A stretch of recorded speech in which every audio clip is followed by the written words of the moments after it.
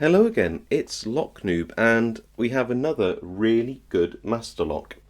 This is a master lock 931. Why is it good? Well, for one, it's a beast. It's really heavy. It's a very heavy lock. It's got great shackle protection, boron alloy shackle, extreme core tension. I mean, really strong, really strong. If you haven't picked a padlock with really strong spring tension, the 931 and 911, which doesn't have the shackle guard, are fantastic to learn off. It's full of spools. As far as I can tell, I haven't gutted it yet. I believe you can gut it. Let's have a look down there. Well, I can see that you can access it, but I did try to gut one of these the other day, and I couldn't get my hex tool to actually bind in there, and it's the same with this one. I think that these are all American sizes, or imperial, and I'm using metric tools, so I just can't actually you can probably see, look, it just rotates around. I don't have the right tools to gut this, which is really annoying, really frustrating. I'll have to look on eBay and get some tools, won't I? But yeah, just goes to show that sometimes, even if you want to gut a lock, you can't. But you could, if you had the right tools, which I don't, repin this one. But it's a really good lock. It's laminated, sure, and you could argue that you could possibly grind off the tops and, you know, delaminate it. But really, if you've got a grinder in your hands, you've got so many different, better and faster options attacking locks. And who attacks locks anyway? You want to, like, you know, have them in your collection and enjoy picking them. That's the best thing to do with them. So this is a really good master lock, the 931. Bosnianbill said it was an advanced pick in his video where he did the 911. I'd say it's an intermediate pick. Maybe intermediate to advanced purely because of the insane core spring tension. So I'm going to use a Mad Bob ball mill pry bar. Where is it? Yep, this way around. There we go. Light tension. The only problem is you need light tension to pick it, and then, like, you know, a really strong tension to turn the actual core to open it.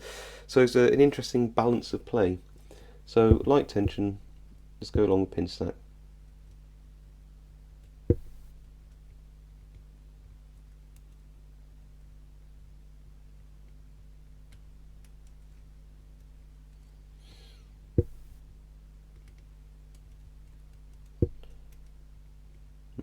That's it's a 5-pin lock, so this is pin 3, I think. Counter rotation. Back to the back. Make sure I don't lose my tension tool. Pin 2. Little click. So counter rotation straight away, which means that very interesting kind of configuration there. So again, not immediately easy. Pin 4. Click.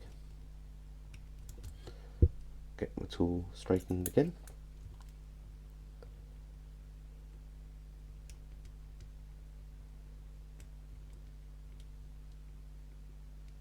Pin 2.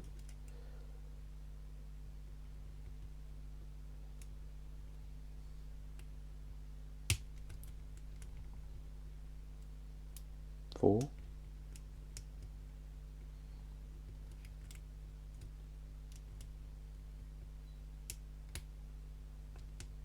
One. And I think, yeah, got it open. Phew. Keep that. Phew. Oh, you know what? The amount of times I've had it where you get it and then you don't hold the tension tool properly and it just does this and pings off and you can't open the damn thing. It's a real pain in the arse. So I'm gutted that I can't gut this. I'll have to look for some old Imperial size hex tools to get into this.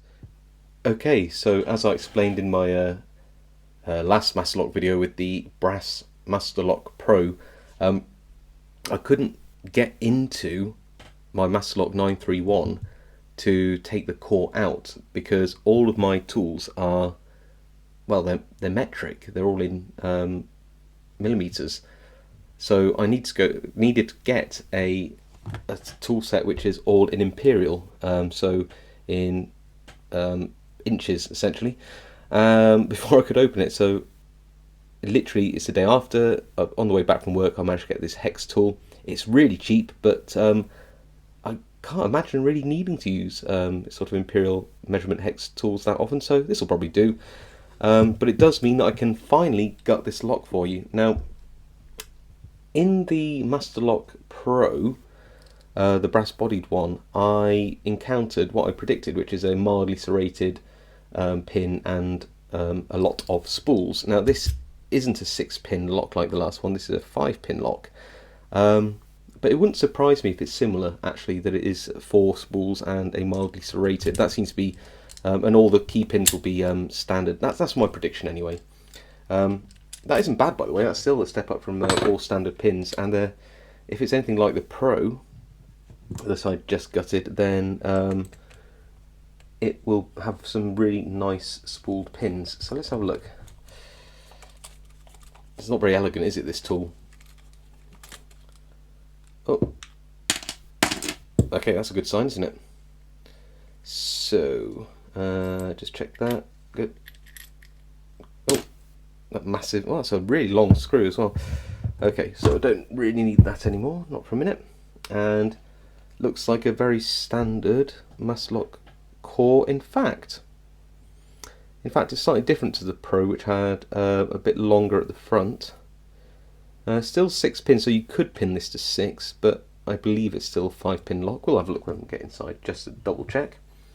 And as ever, we have the hilarious fight with the...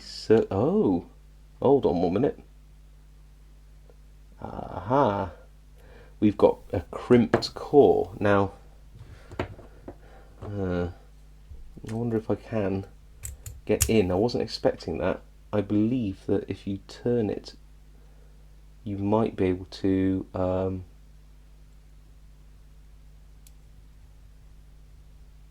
find an angle which this can slide out on, but it doesn't look like it.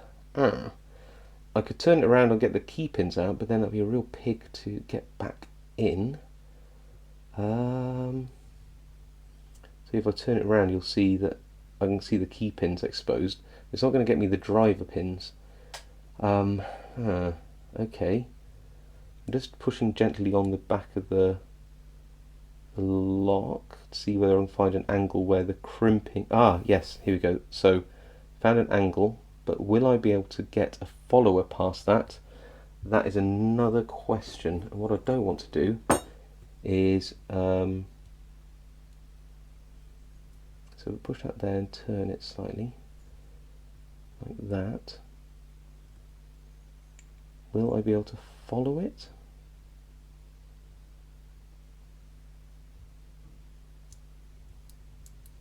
Oh my goodness, we can. Wow, that is some luck there, guys. Okay, so I'm predicting these are all standard pins. This is very much a Master Lock thing to do. Standard, standard, standard, standard, standard, and 5 pins out of 6. Put that there. Okay, what else do we have? So just pop those the right way around for you.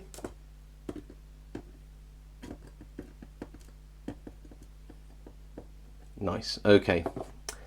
Now I can gently move this backwards and see what we got in the Bible. So one is an extremely deep spool. That's really nice. So it's 2. In fact, I think it's a deeper spools than that Pro. 3, another very deep spool. 4 is another spool. We're gonna have 5 spools? Nah, I can't have 5 spools, can we? Yes, we actually have. Well, I didn't predict that. That's genuinely surprising. And just look at these spools.